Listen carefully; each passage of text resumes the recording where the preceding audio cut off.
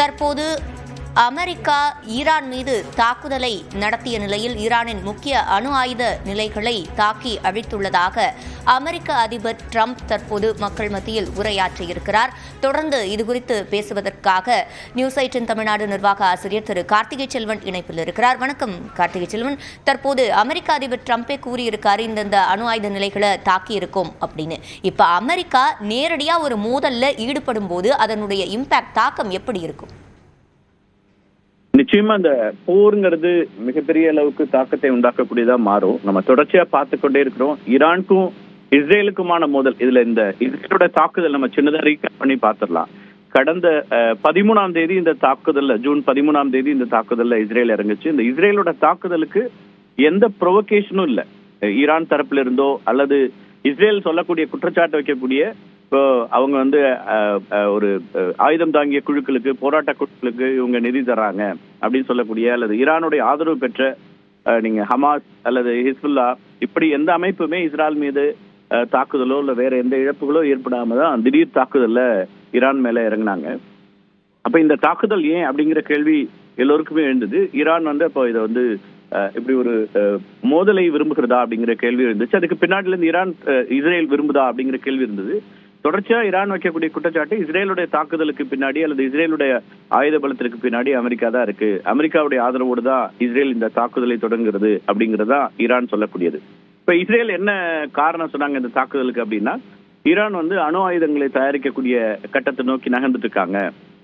அவங்களுக்கு வந்து ஒரு வாரம் அல்லது 10 நாட்களுக்குள்ளாக அணு ஆயுதங்களை தயாரிச்சிட முடியுங்கிற அளவுக்கு யுரேனியம் அல்லது அவங்களுடைய அந்த டெக்னாலஜி இம்ப்ரூவ் பண்ணிட்டாங்க.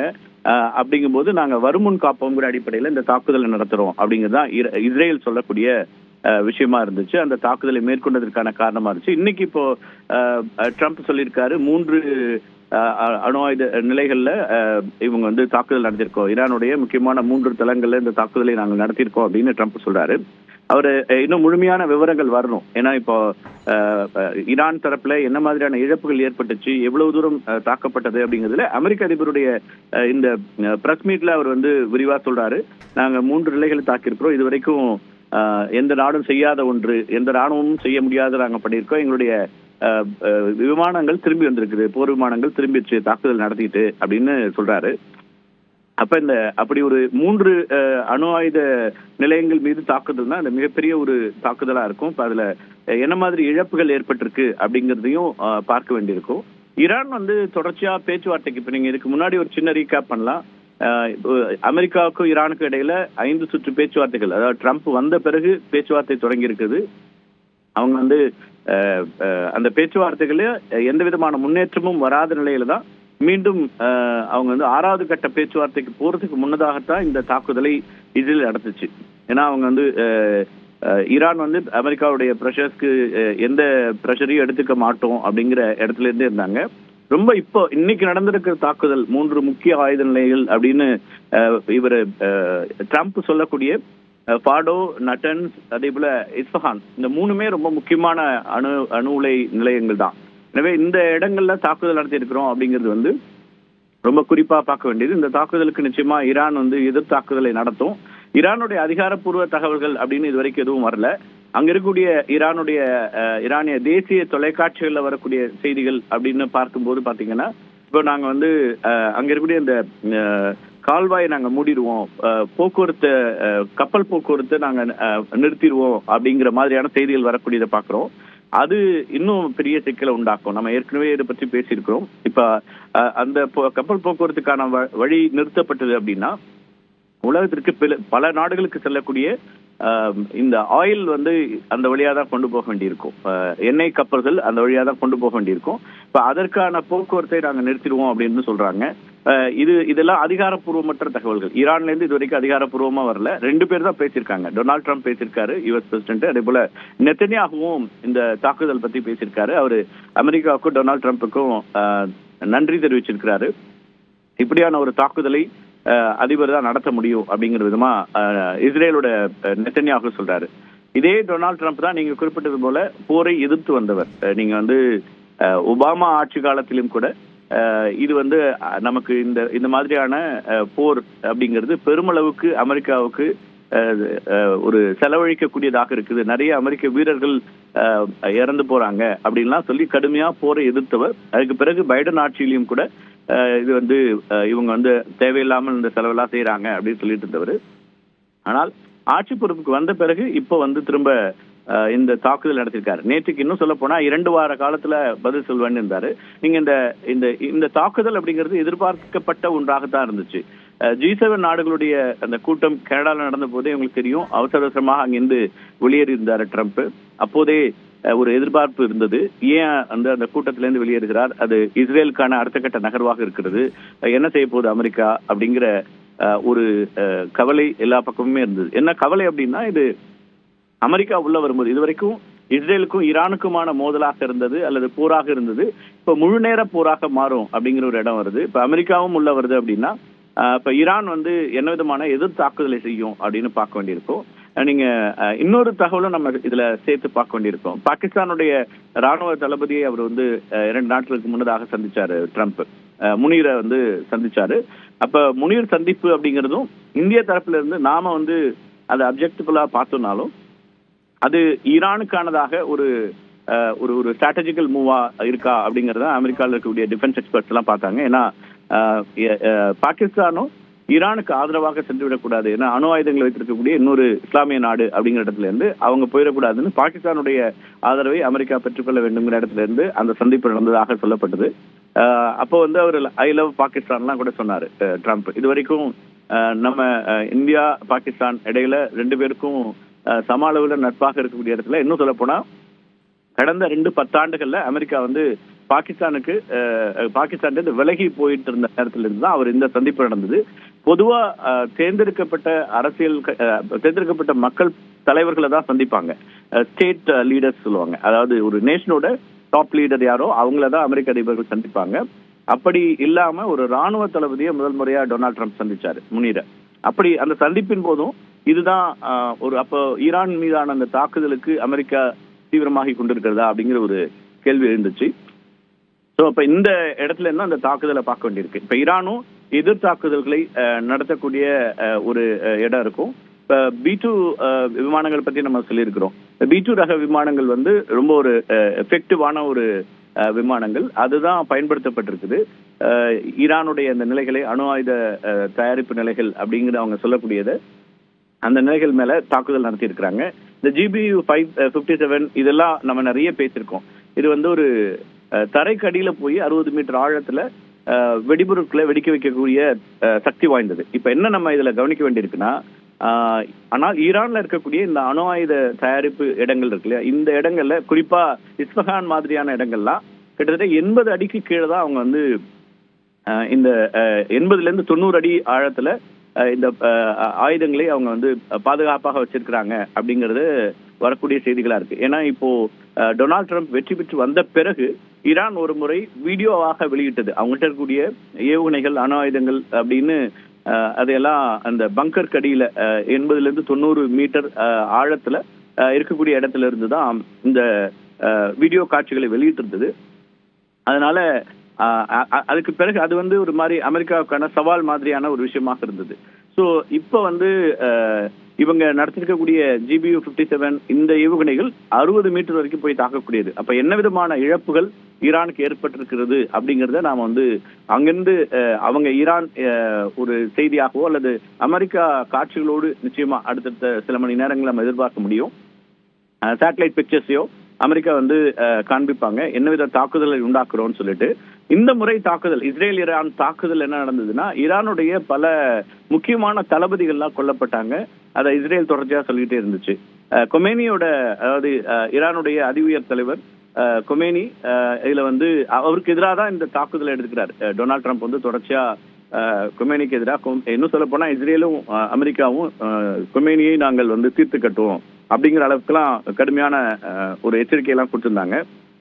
அது ஆர்கே சொன்ன மாதிரி ஒரு நாடு இன்னொரு நாட்டினுடைய தலைவரை நாங்க வந்து அழித்து விடுவோம் அப்படின்னு சொல்லக்கூடியது, அமெரிக்கா வந்து அப்படி எல்லாம் சொல்லக்கூடியதை வந்து பொதுவா போருக்கு எதிரான மக்கள் வந்து யாருமே அதை வந்து ஒரு வரவேற்கக்கூடிய ஒரு ஸ்டேட்மெண்டா பாக்குறது இல்லை. ஆனால் இந்த முறை அமெரிக்கா அப்படியான ஒரு நிலைப்பாட்டை, டொனால்ட் ட்ரம்ப் அப்படியான ஒரு நிலைப்பாட்டை எடுத்திருக்கிறார் அப்படின்னு தான் பார்க்க வேண்டியிருக்குது. ஸோ இந்த நேரத்துல ஒயிட் ஹவுஸ்லயும் ஒரு சிச்சுவேஷன் ரூம்ல இப்ப மானிட்டரிங் சிஸ்டம் போயிட்டு இருக்கு. அங்க ஒரு சிச்சுவேஷன் ரூம்னு ஒன்று இருக்கும், சூழ்நிலை அறை அப்படிங்கிறது ஒயிட் ஹவுஸ்ல இருக்கக்கூடிய ஒன்றாக இருக்கும். இந்த தாக்குதலுக்கு பிறகு அவங்க வந்து ஈரானோட மிசைல்ஸ் எதுவும் வருதா, ஈரானோட எதிர் தாக்குதல் என்னவா இருக்கு அப்படிங்கறத பற்றி இப்ப வந்து அங்க இருக்கக்கூடிய முக்கியமான தலைவர்கள் அமர்ந்து அதை ஆலோசனை பண்ணிட்டு இருக்காங்க, பார்த்துட்டு இருக்காங்கிறத பாக்குறோம். குறிப்பா பிரசிடென்ட் அமெரிக்க அதிபர் டொனால்ட் ட்ரம்ப், அதே போல வைஸ் பிரசிடென்ட் ஜேடி வான்ஸ், இவங்க எல்லாம் செக்ரட்டரி பீட், இவங்க அத்தனை பேருமே அமர்ந்து அடுத்த கட்ட நகர்வுகளை பாக்குறாங்க. அமெரிக்காவுடைய உளவு அமைப்பான சிஐஏ டைரக்டர் ஜான் ராட்ஃபீல்ட் அவரும் வந்து இந்த ஆலோசனைகளை ஈடுபட்டிருக்காரு. நிச்சயமா ஈரான் வந்து எதிர் தாக்குதலை நடத்தும் அப்படிங்கறத அமெரிக்கா எதிர்பார்க்கக்கூடியதும். ஐக்கிய நாடுகள் சபை ஒரு முயற்சி எடுத்தது. ஆனா ஐக்கிய நாடுகள் சபையிலையும் ஈரானும் இஸ்ரேலும் அவங்க வந்து இதுல பின்வாங்குவதில்லை, அமைதி, அதாவது மிரட்டலுக்கு அடிபணிய மாட்டோம்ங்கிறது தான் ஈரான் ஏற்கனவே சொல்லிட்டு இருக்கிறது. அமெரிக்கா வந்து அமெரிக்காவோ அல்லது வேறு நாடுகளோ மிரட்டினால் அதுக்கு நாங்கள் அடிபணிய மாட்டோம் அப்படிங்கிற இடத்துல தான் இருக்கு. ஈரானை பொறுத்த வரைக்கும் அவங்க தொடர்ச்சியாக ஏகப்பட்ட பொருளாதார நெருக்கடிகள் இருந்தாலும் கூட கடந்த ஈரான் ஈராக் வாருக்கு பிறகு, இன்னும் சொல்லப்போனா 1988, 89களுக்கு பிறகு ஈரான் மேல நடத்தப்பட்ட ஒரு முக்கியமான பெரிய தாக்குதல் இஸ்ரேல் நடத்தியதுன்னு சொல்ல முடியும். அவங்களுக்கு இழப்புகள் ஏற்பட்டதுல. அப்படியான தாக்குதலுக்கு பிறகும் ஈரான் வந்து உறுதியா நாங்க வந்து எதிர் தாக்குதல் நடத்துவோம், பதிலடி கொடுப்போம், இதுக்கான விளைவுகளை சந்திக்க வேண்டியிருக்கும் அப்படின்னு தான் சொல்லிட்டு இருந்துச்சு. இப்போ வந்து ஏற்கனவே ஐக்கிய நாடுகள் சபை என்ன சொன்னுச்சுன்னா, ஈரானும் இஸ்ரேலும் அமைதி காக்க வேண்டும்ங்கிறதா ஐநாவுடைய செக்ரட்டரியோடைய கோரிக்கையா இருந்துச்சு. ஆனால் ஐக்கிய நாடுகள் சபையில பாதுகாப்பு கவுன்சில் இருக்கக்கூடிய அமெரிக்காவே இதுல நேரடியாக இப்ப ஈடுபட்டு இருக்கு. அப்படிங்கும்போது இது வந்து ஒரு உலக அமைதிக்கும் பாதுகாப்புக்கும் அச்சுறுத்தலாக இருக்கிறது அப்படிங்கிறது ஐக்கிய நாடுகள் சபையினுடைய கருத்தா இருக்கு. ஆனா இந்த கருத்துக்கு எவ்வளவு வேல்யூ இருக்குங்கிறதா இன்னைக்கு இருக்கக்கூடிய கேள்வியா இருக்கும். ஏன்னா ஐக்கிய நாடுகள் சபையை பொறுத்த வரைக்கும் அமெரிக்கா தான் ஃபண்டிங்ல பெரிய முக்கியமான நாடாகவும் இருக்குது. இது ஒரு இந்த போர் அப்படிங்கிறது அடுத்த கட்டத்தை நோக்கி தான் நகர்ந்திருக்கிறது. ஈரான் நிச்சயமா ஈரானுடைய எதிர்வினை என்ன அப்படிங்கிறதையும் பார்க்க வேண்டி இருக்கிறது. ஈரான் எதிர்வினையும் இன்னும் நான் ஏற்கனவே சொல்லிட்டு இருந்தேன், இந்த பொருளாதார நெருக்கடிகளுக்கு இடையில பொருளாதார தடைகளை தொடர்ச்சியா அமெரிக்காவோடு இன்னும் P5+1 கண்ட்ரி சொல்லுவோம். இந்த ஐக்கிய நாடுகள் சபையில் இருக்கக்கூடிய பாதுகாப்பு கவுன்சிலுடைய அடிப்படை உறுப்பினர்கள், அதே போல கூடுதலா ஜெர்மன், இந்த 6 நாடுகளுமே ஈரானுக்கு எதிராக முன்னாடி நிலைப்பாடுகள் எடுத்திருக்காங்க, பொருளாதார தடைகளை விதிச்சிருக்கிறாங்க. அந்த பொருளாதார தடைகளுக்கு பிறகும் தான் ஈரான் தொடர்ச்சியா வந்து இந்த நிலைப்பாட்டில் இருந்துச்சு. இன்னும் சொல்லப்போனா அவங்களுடைய ஆயுத பலத்தை அவங்க தொடர்ச்சியா கூட்டிகிட்டே தான் இருந்தாங்க. ஒவ்வொரு ஆண்டிலும் அவங்களுடைய இந்த பாலஸ்டிக் ஏவுகணைகள்லாம் நம்ம பார்த்திருப்போம். இதெல்லாம் அவங்களே தயாரித்தது. ஸோ அவங்க அந்த பாலஸ்டிக் ஏவுகணைகள், அதே போல அவங்கள்ட்ட இருக்கக்கூடிய செஜிம் ஏவுகணைகள் நேற்றுக்கு அவங்க பயன்படுத்தியிருக்காங்க இஸ்ரேலுக்கு எதிராக. ஏற்கனவே ஜெட்டா 1 இந்த ஏவுகணைகளும் அவங்களுக்கு வந்து பயன்படுத்தக்கூடிய இடங்கள் இருக்குங்கிறதுனால அவங்க ஏற்கனவே இஸ்ரேலுடைய 4 வான் பாதுகாப்பு அமைப்புகளையும் தகர்த்திருக்கிறது ஈரான். நமக்கு தெரியும், அயன்டோம் பற்றி நிறைய பேசியிருக்கோம். அயன்டோமுடைய அந்த வான் பாதுகாப்பு அமைப்பு அயன்டோமையும் அவங்க வந்து ஊடுருவிருக்கிறாங்க. அதுக்கு பிறகு ஒவ்வொரு நிலையிலையும் ஆரோ, அதே போல அடுத்தடுத்த நிலைகள் இருக்கக்கூடிய பாதுகாப்பு அமைப்புகளையும் அவங்க ஊடுருவி தாக்குதல் நடத்தியிருக்கிறாங்க.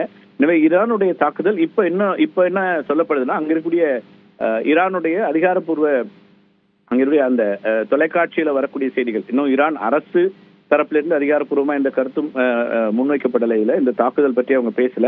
ஆனா அங்க இருக்கக்கூடிய அவங்களுடைய ஈரானுடைய தொலைக்காட்சி சொல்லக்கூடிய செய்திகள், அங்க அரசு ஊடகங்கள்ல இருந்து வரக்கூடிய செய்திகள்ல இருந்து பார்க்கும்போது இந்த எதிர் தாக்குதல் நடத்தப்படும் அப்படிங்கறத தான் நம்ம பார்க்க முடியுது. அதே போல இந்த கால்வாய் வந்து மூடிடுவோம், அது வந்து இந்த கப்பல் போக்குவரத்துக்கான வாய்ப்புகள் மறுக்கப்படும் அப்படிங்கிற விதமான இதெல்லாமும் பார்க்க முடியுது. எனவே இது ஒரு பெரிய ஒரு முக்கியமான செய்தி, உலக அளவுல எல்லோருக்கும் கவலை அடைய வைக்கிறது தான். ஐக்கிய நாடுகள் சபை மட்டுமல்ல, போர் வேண்டாம், யுத்தம் வேண்டாம் நினைக்கக்கூடிய அத்தனை பேருமே கவலையோடு பார்க்கக்கூடியதுதான். ஒரு யுத்தம் வந்து அந்த 2 நாடுகளுக்கு மட்டும் பெரிய தாக்கத்தை உண்டாக்காது. இப்போ க்ரூட் ஆயிலுடைய பிரைஸ் வந்து ஆல்ரெடி இன்க்ரீஸ் ஆக ஆரம்பிச்சிச்சு. ஏன்னா ஈரான் வந்து ஒரு முக்கியமான ஒரு தளம். கிட்டத்தட்ட அங்கிருந்து சீனாவும் துருக்கியும் ஈரான்கிட்ட இருந்து தான் க்ரூட் ஆயில் வாங்கிட்டு இருக்கிறாங்க. அதே போல இந்த வளைகுடா நாடுகளில் ஏற்படக்கூடிய இந்த தாக்குதல் அப்படிங்கிறது வந்து மீண்டும் ஏற்கனவே நமக்கு தெரியும், யுக்ரைன் ரஷ்யா வார் தொடங்கின உடனேவே க்ரூட் ஆயிலோட பிரைஸ் ஏறிச்சு. அப்ப பெட்ரோல் டீசலுடைய விலை எல்லா நாடுகள்லயும் உயர தொடங்கியது. இப்ப மீண்டும் அந்த சிக்கலை நோக்கி நகரக்கூடியதை பாக்குறோம். இப்ப ஈரான் வந்து அமெரிக்க படைகளை மீது ஒரு தாக்குதலை நடத்தும். அமெரிக்கா வந்து ஏற்கனவே அங்க பல நாடுகள்ல தங்களுடைய வீரர்களை நிலைநிறுத்தியிருக்கு. இப்ப அவங்க மேல இந்த தாக்குதல்கள் நடத்தப்படலாம்ங்கிறது தான் அடுத்ததா எதிர்பார்க்கப்படுது. இப்ப ஈரான் என்ன அதிகாரப்பூர்வமா அறிவிக்குதுங்கிறது ரொம்ப முக்கியமா கவனிக்கப்படும் சிவரஞ்சனி. நிச்சயமாக கார்த்திகை செல்வன், நீங்க குறிப்பிட்ட மாதிரி இப்போ கச்சா எண்ணெயின் விலை அதிகரிக்கும் அப்படின்னு சொல்லப்படுது. அதாவது இஸ்ரேல் ஈரான் மீது தாக்குதல் நடத்திய போதே கச்சா எண்ணெய் விலை அதிகரிச்சது. ஆனாலும் கூட அது இந்தியாவில் பெரிய அளவில் தாக்கத்தை ஏற்படுத்தல. இப்போ நீங்க குறிப்பிட்ட மாதிரி அந்த கால்வாய் மூடப்படும் பட்சத்தில் அது இந்தியாவுக்கும் ஒரு பாதிப்பை ஏற்படுத்தும், இங்கேயும் விலை உயரக்கூடும் அப்படின்ற ஒரு கணிப்பை முன்பே வல்லுநர்கள் எல்லாம் சொல்லியிருந்தாங்க. இது இந்தியாவுக்கு இந்த சிச்சுவேஷன் இந்தியாவுக்கு எந்த மாதிரியானது?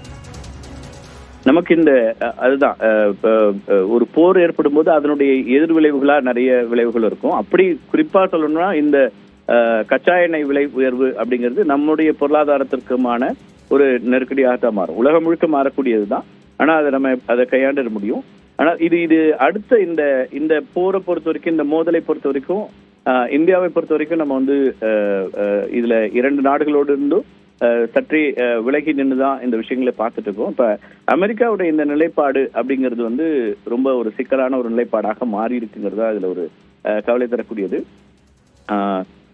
இந்த அட்டாக் ஏற்கனவே நீங்க பார்த்திருப்பீங்க. இப்போ இந்த ஈரான் மீது நடத்தப்பட்ட தாக்குதலை அமெரிக்க அதிபர் உள்ளிட்ட அந்த சிச்சுவேஷன் ரூம்ல இருந்து பாக்குறத பத்தி நம்ம சொல்லியிருந்தோம் இல்லையா? அந்த புகைப்படங்களையும் நம்ம பாக்குறோம். இதே விதமா தான் எப்போதுமே முக்கியமான தாக்குதல்கள்ல அமெரிக்க அதிபர்கள் நேரடியாக இருந்து இதை கண்காணிப்பாங்க. இதுக்கு முன்னாடி நீங்க பின்லாடன் கொல்லப்பட்ட போது இதே போல அப்போ வந்து ஒபாமா தலைமையிலான அரசு இருந்தது.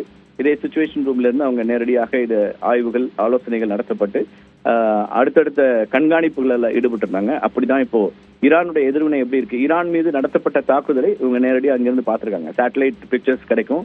அதே போல இந்த தாக்குதல் நடத்துவதற்கான உத்தரவுகள் உள்ளிட்ட அம்சங்கள்லாம் அங்கிருந்து போயிருக்கும். அதை இப்ப நம்ம பார்த்துட்டு இருக்கிறோம். இன்னும் தாக்குதலுக்கு உள்ளான காட்சிகள், வழக்கமா என்ன சேதம் ஏற்பட்டிருக்கு, எவ்வளவு பெரிய பாதிப்பு உண்டாக்கி இருக்கிறது அப்படிங்கறத அந்த காட்சிகள் எல்லாம் இனிமே வர தொடங்கும். அதுல இருந்து பார்க்கலாம். நம்ம அடுத்தடுத்து விருந்தினர்களுடைய கருத்துக்களையும் கேட்கலாம் சிவரஞ்சனி. ஒரு பெரிய தாக்குதல் நிச்சயமா இது வந்து வெறுமனே ஒரு 2 நாடுகள் இஸ்ரேல் ஈரான் அப்படிங்கறதோட அது முடியாம அமெரிக்கா உள்ள வந்ததுனால இந்த தாக்குதலுடைய நிலை அல்லது இந்த போர் வந்து ஒரு முழு நேர போராக மாறி இருக்கு. ஏற்கனவே அவங்களுக்குள்ள இருக்கக்கூடிய தாக்குதல் அப்படிங்கிறது இப்ப போர், முழு நேர போர் அப்படிங்கிற ஒரு இடத்தை நோக்கி நகர்கிறதா அப்படிங்கிறத இப்ப நம்ம பார்க்க வேண்டியதா இருக்கு சிவரஞ்சனி. இந்த மோதலின் பின்னணி மற்றும் தற்போதைய சூழல் குறித்து விரிவாக விளக்கியமைக்கு நன்றி திரு கார்த்திகை செல்வன்.